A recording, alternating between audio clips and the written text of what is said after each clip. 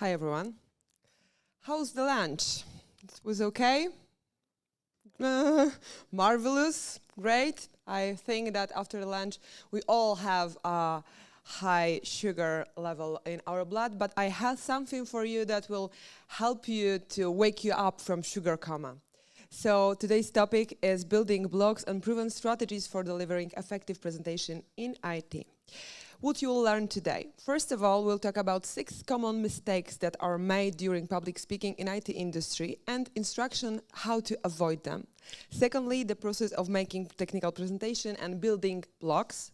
And top 10 tools and apps and techniques to help you create better presentation. And why I am talking about this topic, my name is Prończuk-Omiotek and I help people to create better presentation, to make presentations like a pro. I am business consultant and business trainer, and I cooperate, for example, with Bottega IT Minds, and I have been cooperating with IT industry for more than 10 years. Here are examples of clients that I cooperated with. Maybe you are familiar with small companies like Santander, Allegro, Millennium, Medicover, and so on and so on. And the last slide about me, I help IT specialists to create their online courses. For example, maybe you are familiar with Andrzej Dejak and his course about cybersecurity, and Patrick Omiotek and his course about front-end development. Okay, so this was the last slide about me. Now I have a task for you. Imagine that you have to deliver a presentation in IT conference. For example, today, now, on this stage. How do you feel? We have 2 options to choose. First of all, option A, excited, proud, or thriving on challenge. Or option B, scared, panicked, or stressed. What do you choose? Option A, please raise your hand if you have chosen option A. Okay, almost half of you. And now option B. Okay, that's what I thought. This is a common problem with public speaking, that we are really terrified before speaking in public.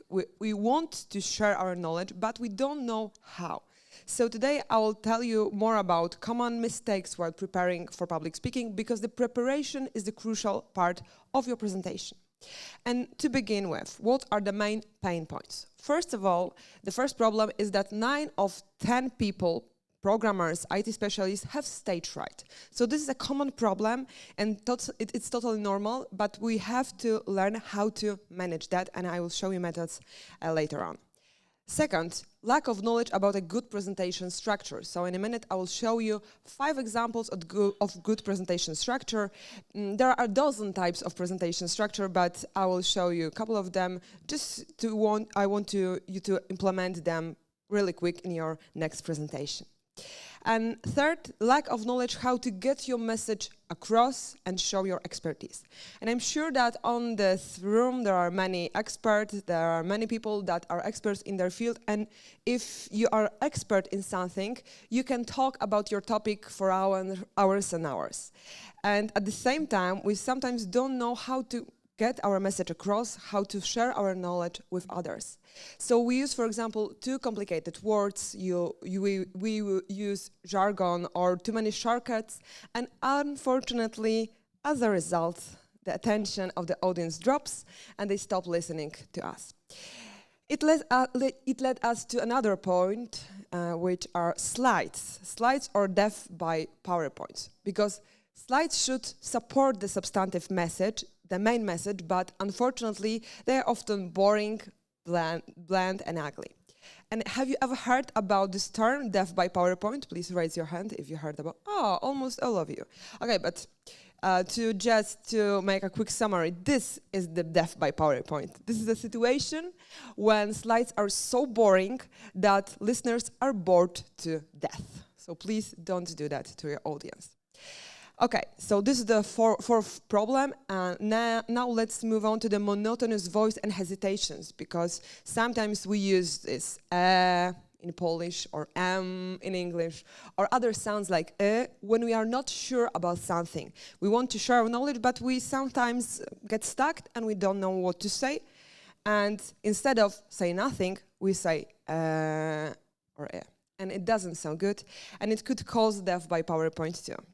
And the last but not least, inability to capture your participants' attention and spark interest Because if you have many presentations under your belt, if you delivered many presentations, sometimes you can still don't know how to draw the audience's attention. And how avoid those mistakes? First of all, you have to meet your ancestors. So let me introduce you to Johnny. Johnny is your great-great-great-great-great-grandfather, and he lived a simple life. He lives in a cave with his 4 wives and 20 children. Most of the time, he collects fruits and hunt animals. In general, he's doing well and lives a peaceful life. But one day, Johnny came out of his cave and sees 100 pair of eyes staring at him. Moreover, they have rather malevolent faces. Johnny is terrified.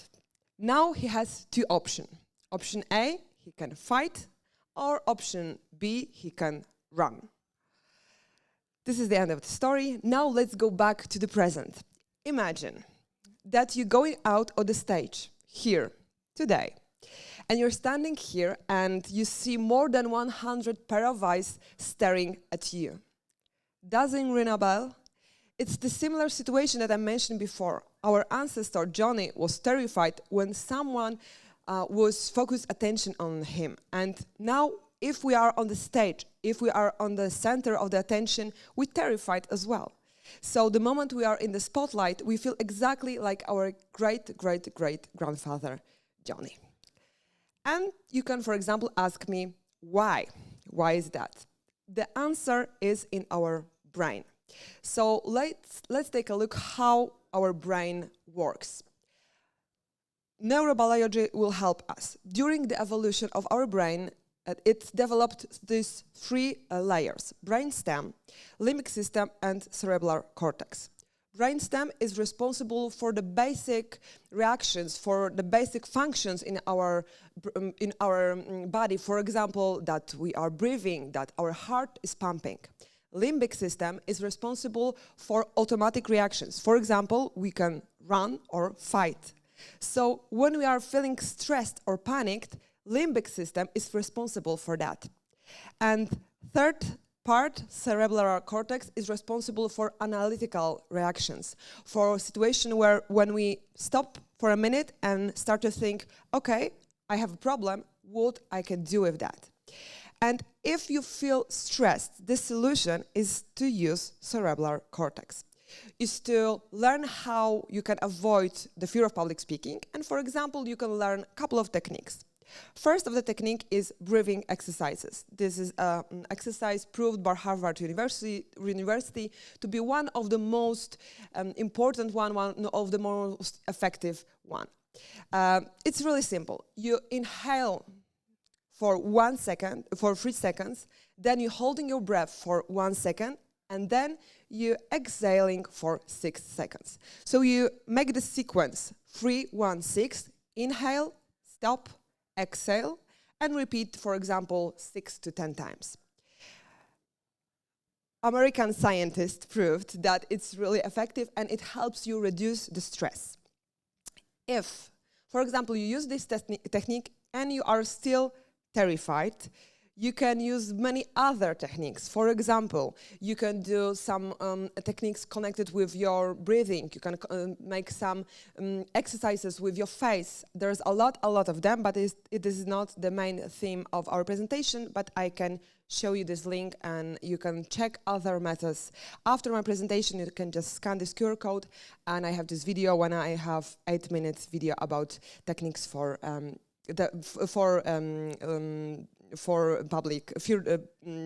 fear for public speaking. Okay, next, let's move on to building blocks of presentation. First of all, when you are preparing for the presentation, you have to make some kind of overview. So just write a couple of bullet points, what you want to share, what you want to say to your audience. Secondly, you can prepare a scenario. So scenario is a more developed form of overview, because scenario will tell you how, not only what to say, but how to say, when you can make some, when you can ask some questions to your audience, when you should make some pauses. And I know that some people make chaotic scenarios or, for example, don't do scenarios at all.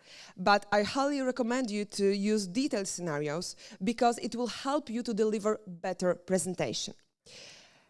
Next element of your presentation could be real technical meet. We are at the IT conference, so technical meet and code is really important part of your presentation, but it should be after overview, after scenario. So we have to, first of all, you have to know what you want to say, what is the main goal of your presentation. Then you can write a code to, for example, prove some ideas or to show some examples. Next element of the presentation, next block, is storytelling. So it's a skill to tell some stories, examples. For example, the story of Johnny, your great-great-grandfather, as I mentioned before. Next building block is slides, are slides. So you have to, you maybe not have to, but it's really good to have slides that will support your substantive message. Then question and answer. It is really great method to capture audience's attention when you ask a question and you make some pause, for example, and this question is really interesting and it helps people to understand better what you are saying. Or, for example, this question could make people think about it more. And last but not least, engaging with the audience. There are many examples and tools how you can engage with the audience. I will show you 10 of tools that will help you engage with your audience more at the end of my presentation. But as I mentioned before, one of the first elements of your presentation is overview and scenario. And if you are preparing your overview of your presentation or scenario, you want to be this scenario be real good. That scenario have real good structure. And here we have the question that what is the structure of a good presentation? What is the structure of a good scenario or of a good overview? First of all, we have the diamond structure. 5% of your presentation should be this part when you say what you will be talking about. So, simply introduction. Then 75% of your presentation is the main body, main part of your presentation. And the last part, summarize. You have to summarize your talk. And the main problem with beginners when someone delivering his or her first presentation is that they don't summarize their talk. And it's a huge problem because if you want to share your knowledge and if you want to get your message across, you have to make some points, conclusions of the end of your presentations. But it is the most neglected part of the presentations, unfortunately. So it was the first example of a presentation structure, the diamond structure. The second one is question and answer. And it's a simple one because simply you ask a question and answer it, and ask another question and answer it, and so on for example, 20 minutes. It's really effective, for example, when you want to motivate someone to do something. If you ask a question, then answer how can we do this, for example, together. So this is the second structure. The third one, the clamp structure. And I think this could be a really hard one because the main part is the one motive that is on the beginning of the presentation and on the end of the presentation. So we have some core theme of your presentation, the core element that are repeated during the presentation at least twice, at least at the beginning of your presentation and at the end. Of course, you can repeat this motive on and on and on a couple of times, but the main idea of the clamp structure is the clamp, that you have this motive on the beginning and at the end of the presentation. For example, that kind of motive could be a storytelling, or for example, it could be some quote or citation. So the same element on the beginning, and it helps people to understand better this main idea that is repeated on and on and on. Next type of the presentation is, for example, Ken Robinson's structure. Ken Robinson is this nice guy. Maybe you are familiar with him. He was, unfortunately, he's dead. But he was a TEDx speaker, for example, and he teach how to be more creative, how to, for example, speak in public also. And he had this TED Talk, Do Schools Kill Creativity? And this TED Talk has more than 72 million of views on TED. But what is the most important thing connected with Ken Robinson and presentation? Ken Robinson showed this kind of structure that, according to him, is really important and really effective when you want to share your knowledge. The first part of the structure is intro. So you have to say, what will you talk about? Similar like in the diamond structure. Secondly, you have to provide the context. So why is this topic so important? If you want to, for example, make a presentation on a conference like this, or a presentation for your client, you have to show them context. So why is it a so important topic that you want to tell us more about it?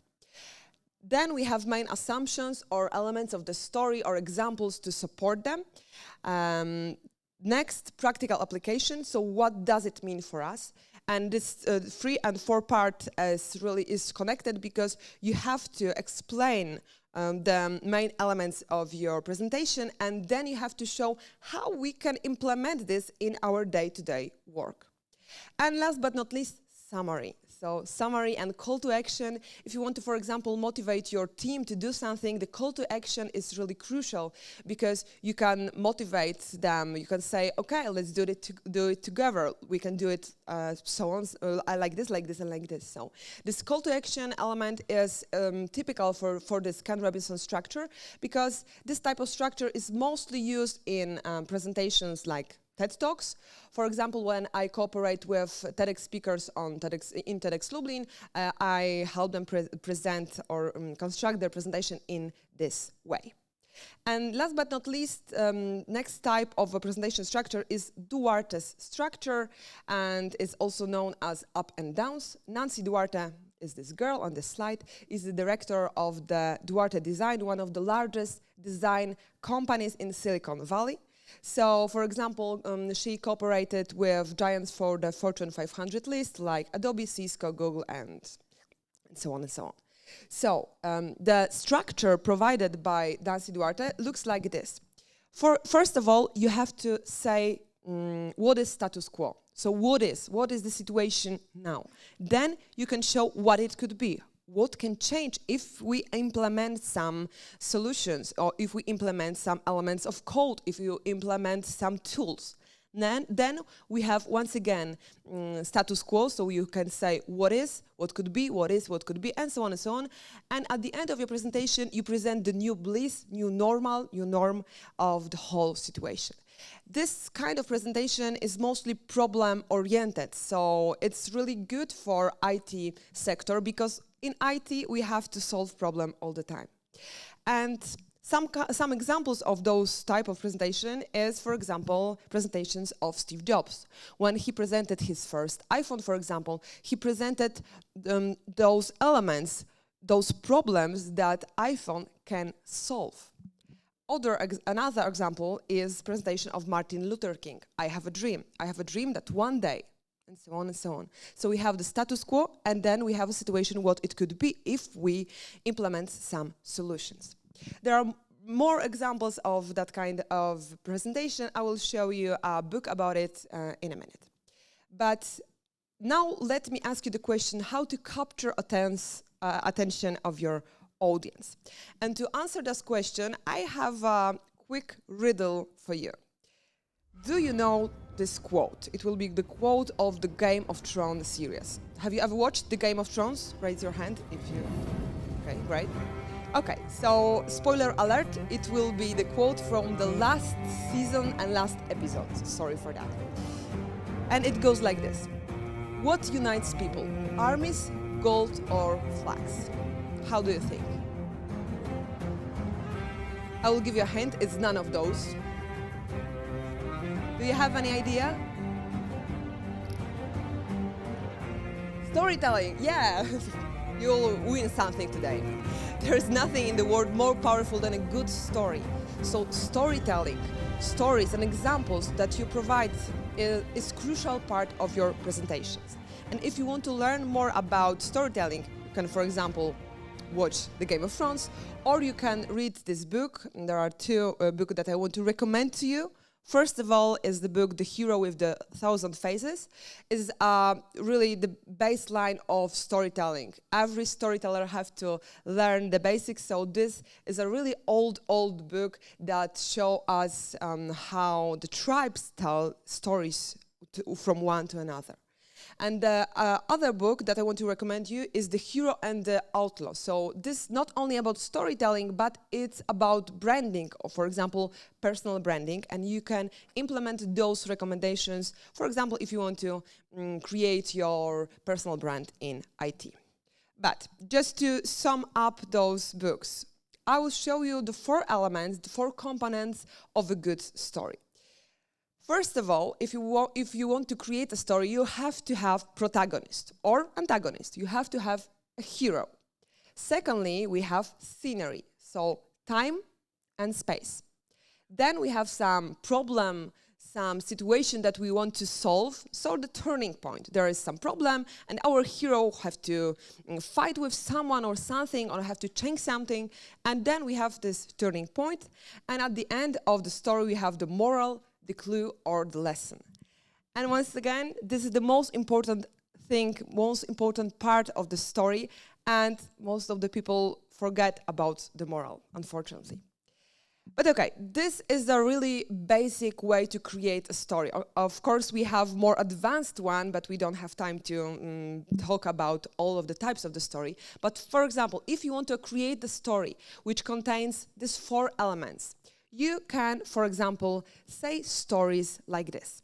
First of all, once upon a time, in a faraway land, there lived a princess. This is an example of a really basic story. But not only. What are the elements of the story? We have a princess, so we have a hero. We have the scenery, time and space, so once upon a time in a faraway land. And then we have the situation and some problems that someone wants to solve. But as I mentioned before, it is a really basic example. Another example are, for example, movies. So really good examples of stories are in movies, and if you want to learn how to create good stories, you have to watch really carefully how stories are made in movies, for example, like this.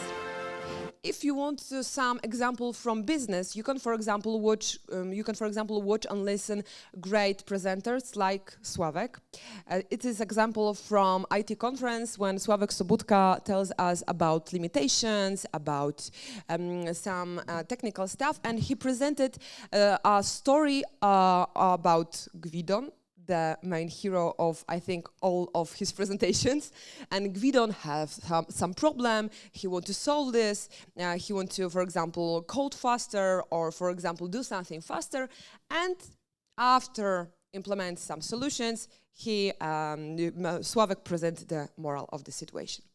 Another great storyteller and another example of a story is from presentation from developers, when Kuba Pilimon from Bodega IT Minds as well presented a quick story in just 3 sentences. So, for example, if someone wants to implement DDD and they cannot do this, what can we do with this problem? And of course, I will not tell you the whole story, but if you want to learn how to prepare good stories for IT conferences, you can watch presentations of Sławek or Kuba to learn how to do this. And for example, what will happen if we combine Sławek method and Kuba's method? We can have stories like this. We can have stories when we have Staszek and you have some intern and you have really funny situations, but there are stories too. So this way, when you are talking in examples that presented that are constructed in a form of stories, it's really effective because people can find themselves, for example, in those stories, or can find other people in those stories. And I will leave you with this example. And now I have a question. It is even worth telling stories. Why does anyone need this? Why does anyone need stories? Because we have to say that stories are digestible for listeners, are easy to remember, and are more convincing than just facts. Let me tell you another story. Let's move on to the space. There will be another example of a story. How do you think? Why do astronauts use Linux? Because they can't open Windows in space. And I know, it's maybe not funny at all, but it draws the audience's attention and helps them better understand your examples, your presentation. Stale jokes, or for example, chestnuts in Polish suchary, are stories too. So if you want to grab your people's attention, you have to tell sometimes old-fashioned jokes. Maybe they are not funny at all, but they grabs your audience's attention, and this is what storytelling is about. I have another recommended book for you. It's a book from Duarte. I mentioned about this girl before. This is a book called Resonate. It's about how to make a connection with your audience and how to create great stories. For example, you have a lot of examples of Steve Jobs presentations in that book. And another great book is Data Story. It's about data storytelling, so the method that help you to present a lot of numbers, a lot of statistics, a lot of examples, and explain data to other people. For example, those people that are not technical. Okay, so I told you about storytelling, about methods, how to grab your audience's attention. So let's move on to some mistake. Some typical mistakes that are really, really often made by beginners. And this mistake is that a lot of people starting the presentation, preparing their presentation from making slides. And you already know that it's a bad method because first of all, you have to prepare overview, you have to prepare scenario, technical meat, and then you prepare slides. But for example, you already prepared your overview, scenario, and the code, and you want to provide slides. So we can ask a question: how to create slides? And I will present you one of the example from another IT conference. Is a real example of a real slide from IT conference. There were no words on this slide, and the speaker was trying to explain really complex process by just showing a couple of blocks. And I don't know what about you, but I think that it's a mind blow. I don't understand anything from this chart.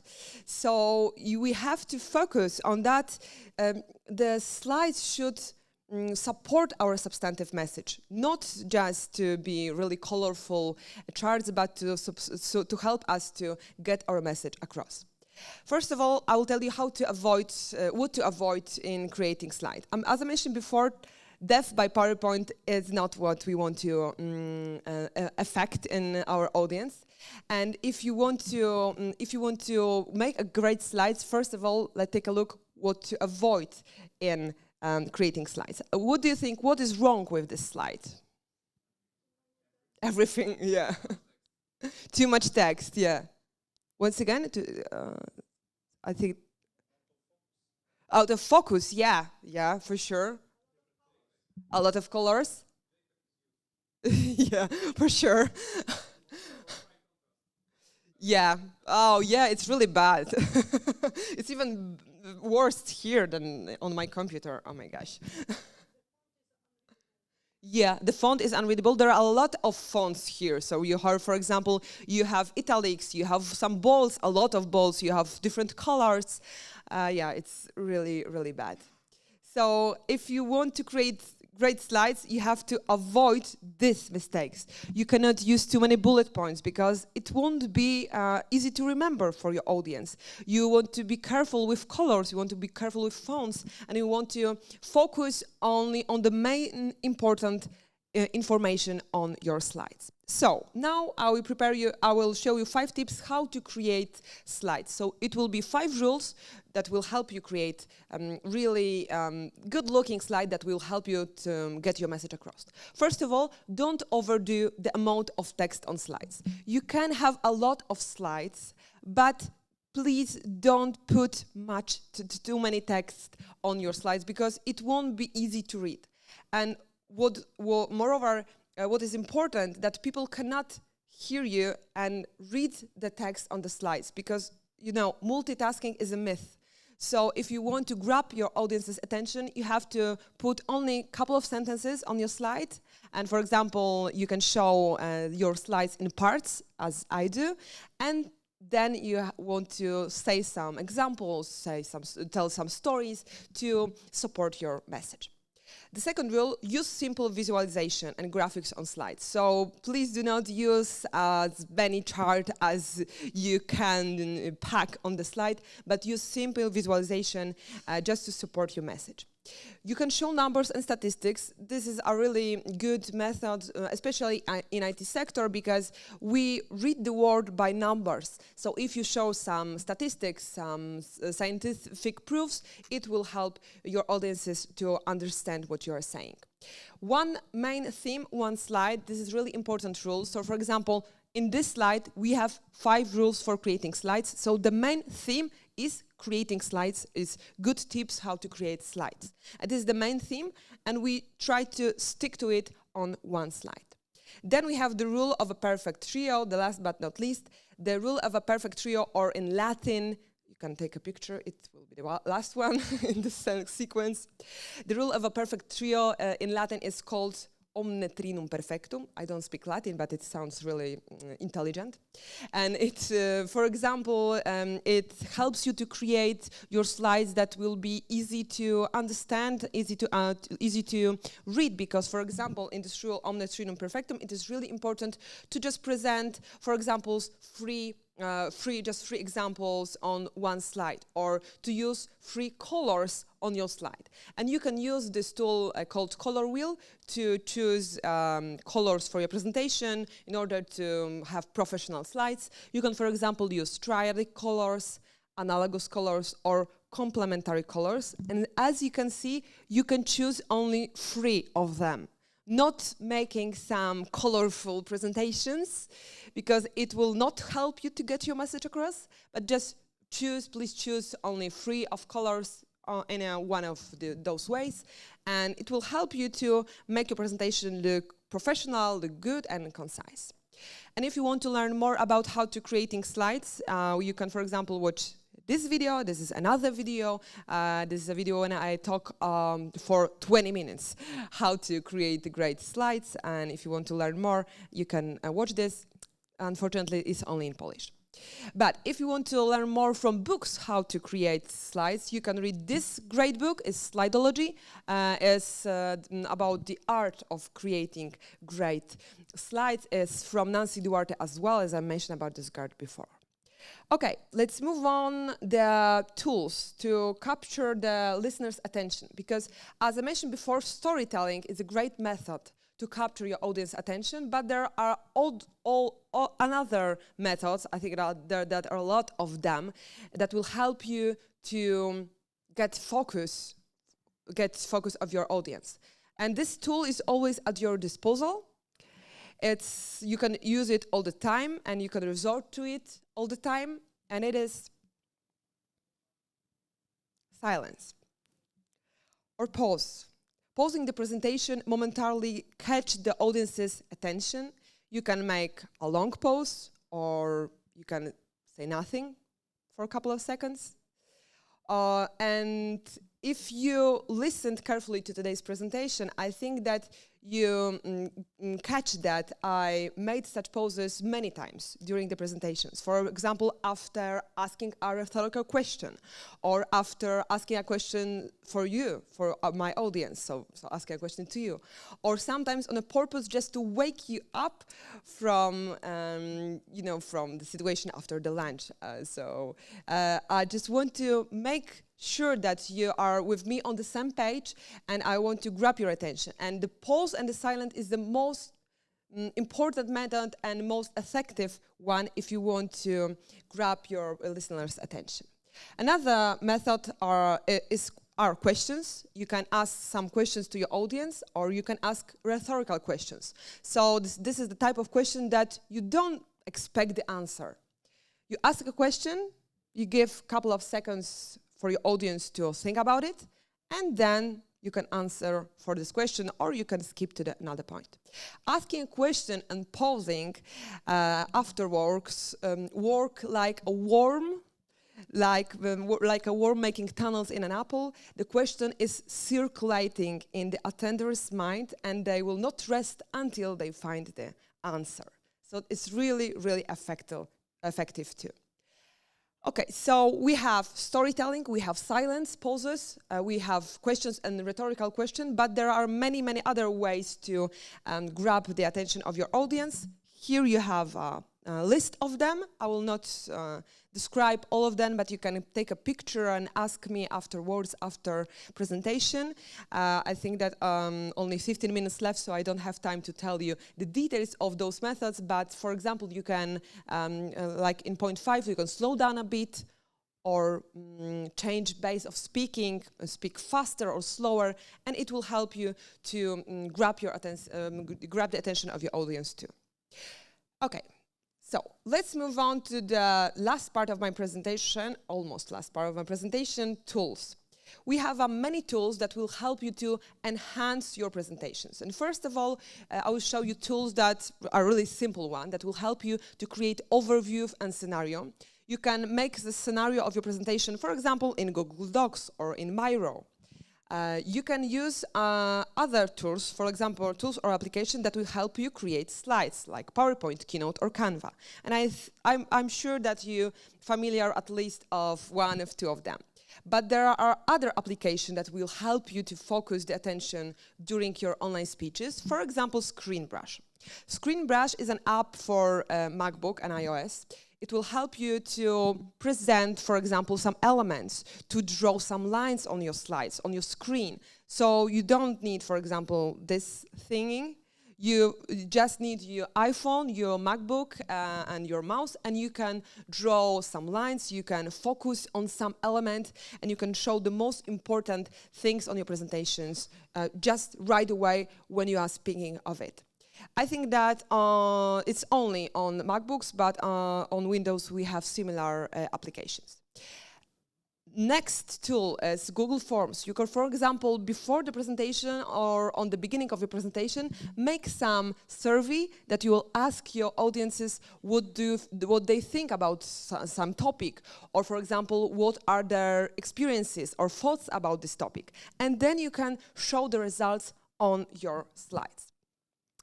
Next tool, Typeform, I think is the more beautiful version of Google Forms, and it will help you to create surveys as well.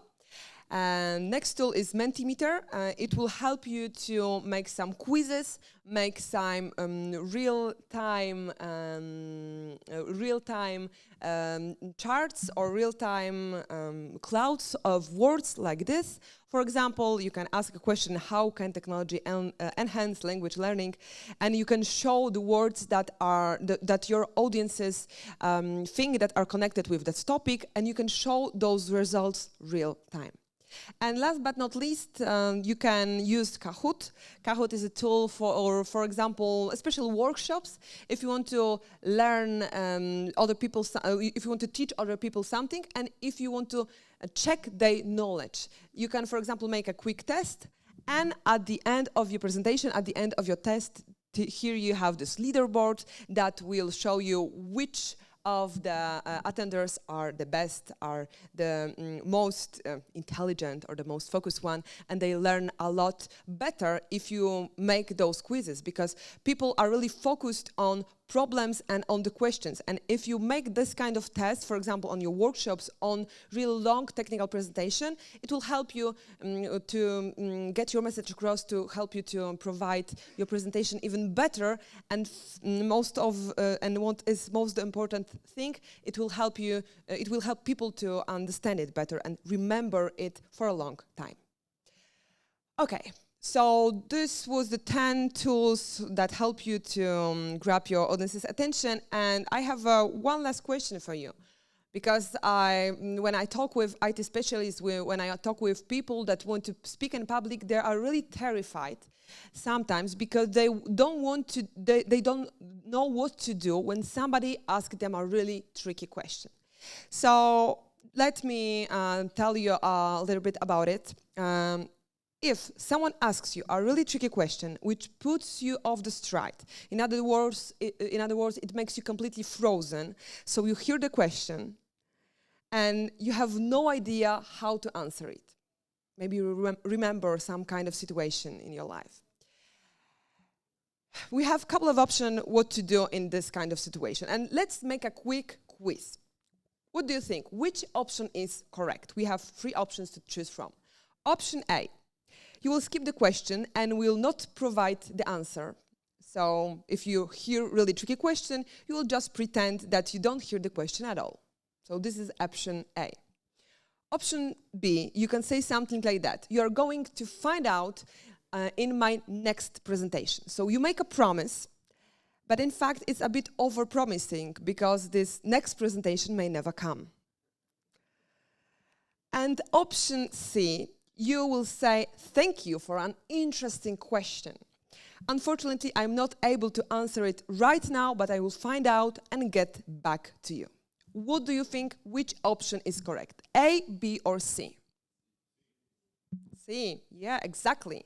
So option C. Option C is the most effective way to answer a little tricky question, and simultaneously, it's really important to show people how can they contact you. So if you tell them that you will find out and get back to you, you can show, for example, your email address. You can tell them to contact via email, via chat, or via phone.